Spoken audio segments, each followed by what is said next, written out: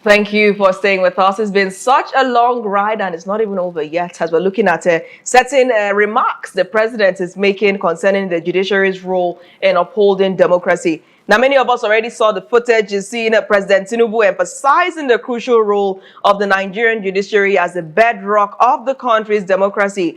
Speaking recently at the opening of the 2025 All Nigerian Judges Conference in Abuja, the president pledged strong support for the courts and warned firmly against corruption within the judicial system. President Tinubu stated that justice must never be for sale, highlighting that any corruption within the judiciary threatens to destroy the nation at its core. He also stressed that justice must not only be done, but also to be seen to be fair, timely, and untainted.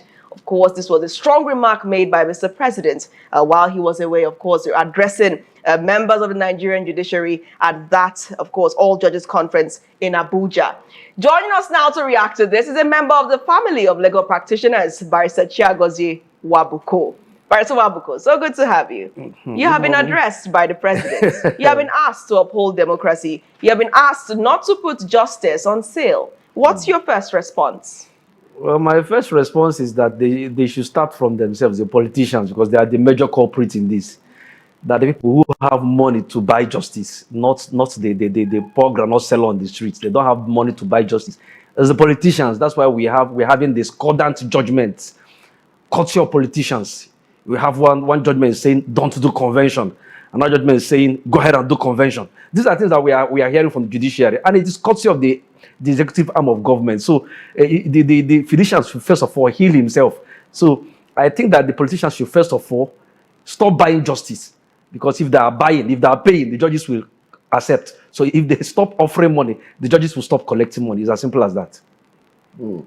So, I mean, you make a very valid point about, justice not being affordable to the everyday man, and justice being something that if anybody is compromising the judiciary, somebody with the funds to do it. So the judges themselves are part of the entire legal framework. They are the bench and the lawyers are the bar. What pressure does the bar even give to the bench to combat some of these practices? Because we hear it thrown around everywhere. The bench is compromised. The Nigerian Bar Association is probably the foremost organ of propagating any message or pushing any activity of the bar. What is the bar in their own part doing? Because I expect that when President Tinubu makes a statement like this, the NBA should be making a reply to him about who to really talk to. The NBA president made similar statements during the just concluded national conference here in Enugu, and he was very clear about judges being corrupt. But then the other aspect of it is that lawyers are also part of the melee, because these politicians they route the money through their lawyers. They don't take those monies to the judges themselves. It's the lawyers representing them, the very senior lawyers, not junior lawyers, the very senior advocates and influential lawyers in Nigeria. Those are the people who are the conduit pipe to channel fund these monies to these judges. So lawyers are also complicit in this. I'm not extricating lawyers. But then NBA has to, as an association, look inwards and be serious about penalizing and dealing with lawyers who are also involved in this. But then the problem is this, you cannot separate or divorce corruption generally in Nigeria from corruption in the legal sector, because the corruption is like a bane of the Nigerian society. So it's what is in Nigeria is what we also see in the legal profession.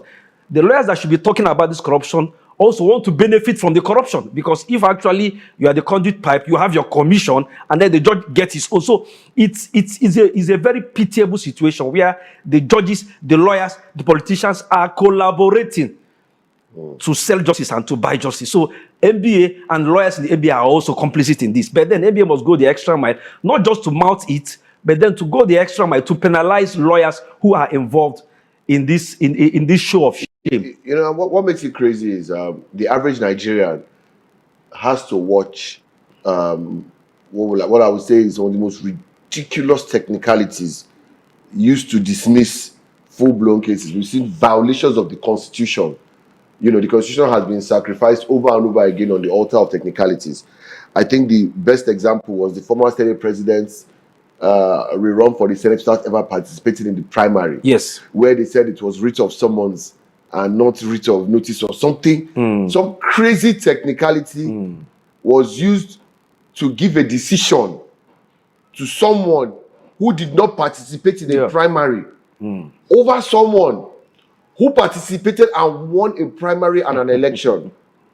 And we are in this country and we saw that and everybody is okay. The NBA did not shut down legal activities to protest that. You know, other judges did not protest. The Supreme Court did not wait. Everybody just let it go. You see, it was in this country just some couple of months ago that we are angling and then battling over the definition of and. For the first time in my whole life, and is no longer a conjunction. And became all overnight in Nigeria. So we know these things are judges compromised by the executive. It's as simple as that. In Nigeria, we're trying to get the meaning of and. And is no longer and as long as Nigeria is concerned.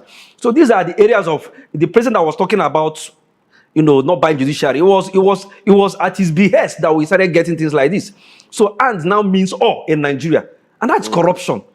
So somebody was actually giving something and he decides to, you know, twist the laws. We have authorities like the case of Falobi and Falobi that said that the era of technicality is gone. But then the era of technicality is still here. So if you have a good case and they want to deal with you, they simply employ the technicalities. Right. So final question. We have just 1 minute on our clock. And I have to ask you this. Do you feel that the judiciary is being weaponized in Nigeria, being used as a system to stall progress? Yes, the judiciary has been compromised by the executive for their own personal gain. That's what we are seeing in Nigeria. That's why you see all these political cases. They go to particular courts or particular judges that will give them particular kind of judgment. So it's the judiciary has been compromised. But then it's a scenario that we can still remedy if we are serious as a people. All right. Nnamdi, go ahead. Yeah. We're talking of weaponizing the courts of law. I want to bring us into the mix because yesterday you saw me at court. Yes. The reason I was there is because, you know, I can't say too much about the case, but because court documents are public, I can say someone is trying to take out an injunction to stop us from airing a documentary. This is conduct from 1st July, November till February. I'm, you know, at the forefront of that. My duty to represent Afia with our legal team. Yes. I know how much the filings cost. I know the expenses. You know, most people don't understand a lot of times that pushing a case is not cheap. Definitely. And defending yourself is not cheap either. Exactly. And has the court of law become a weapon of the elite and the political class? Because if we have a situation where the poor cannot, even on a legal basis, the poor cannot afford the court system. And now we're adding judges now that the rich can even give more incentives, like Wike is building houses, but let's leave that for another day. Where does this leave me, you, and all of us who do not have, whose daddy is not in the red or green chamber or in Aso Villa? You know, that's the unfortunate situation in Nigeria. Justice in Nigeria is very costly. And there are lots of time wastages, just like what happened yesterday, right? Why would judges go on a conference now when they will still go for Christmas vacation? Why don't you sandwich their judges conference within the Christmas vacation? Now, there are cases that should go on now. Those cases are stored until next year. And this particular case, Nnamdi references being one of them because the presiding judge is away attending this event. Abuja. So when they come back from Abuja, the next thing they'll go on Christmas break. They had a vacation in August. So come on. So you see, justice is costly in Nigeria. Justice is slow. So it has actually become a weapon in the hands of the wealthy, of the rich, against the poor masses. That's why you have an issue with somebody who goes to court and then charges you to court and then make sure the matter lingers for years, and the poor masses cannot even afford justice. They can't even brief a lawyer to defend them. All right. And in law cases, like people whose land keeps getting sold, you're trying to get an injunction to stop somebody from selling your land.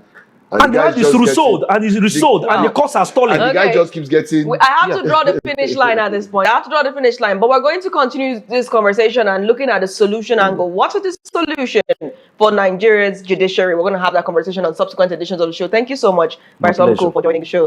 Of course, it's been a fun ride, but I have to come with the... is it the whistle or the... No, the gun is to start the race, and the whistle is to end it. And maybe I have to just put the flag across, but right? if I don't want to end the show, I go and to white. court, right? You can go to court. Okay. And challenge Natalie's ending. Precisely, or have an injunction put against me so I can't end the Possibly. show, and we continue Possibly. forever till our tongues can't wag any longer. All right, so thank you once again, Barrister Nwabuko. My pleasure. And for the rest of you who have been watching this show, I mean, every morning, thank you so much. I mean, you mean so much to me. Let me personalize it. Your viewership means so much to me, and of course to Nnamdi as well. Thank you once again. We'll continue tomorrow, same time, same channel, 8 a.m. Till then, I remain Nathalie Uku. I'm Nnamdi Obaya. Have a nice day.